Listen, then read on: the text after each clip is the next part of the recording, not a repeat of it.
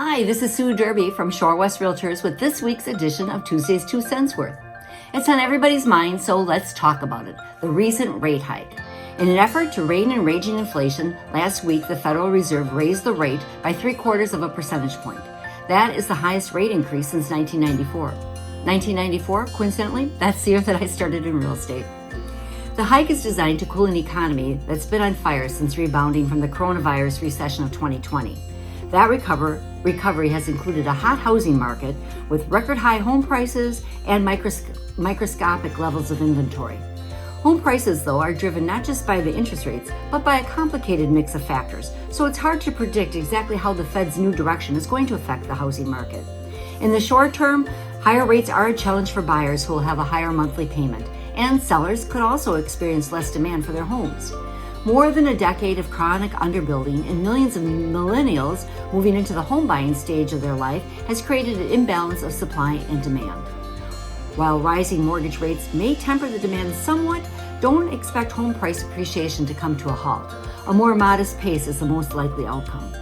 How will these rising rates affect home sales and prices, you might wonder? Well, the answer isn't clear, but there are past examples of housing markets booming even as mortgage rates rose.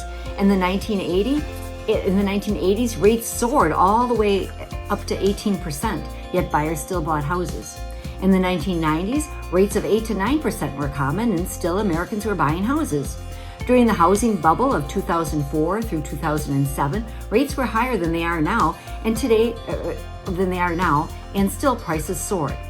Today, home prices tend to be a little resilient to rising rates, economists say, because life events such as job changes, children, marriages, they don't always correspond conveniently with mortgage rate cycles. The Federal Reserve raising short-term rates and signaling further increases means mortgage rates should continue to rise over the course of the year, according to the chief economist at Freddie Mac.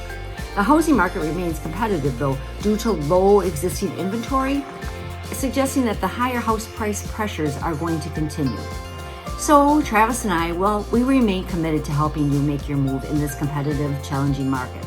I want to give credit, though, to our National Association Chief Economist, Lawrence Yoon, and Bankrate for this information that I've shared with you today. Thanks for tuning in to Tuesday's 2 cents worth. This is Sue Derby from Shorewest Realtors, your local realtor ready to work hard for you. And if you've been enjoying these videos, find them helpful, please share them with your friends and relatives. Thank you.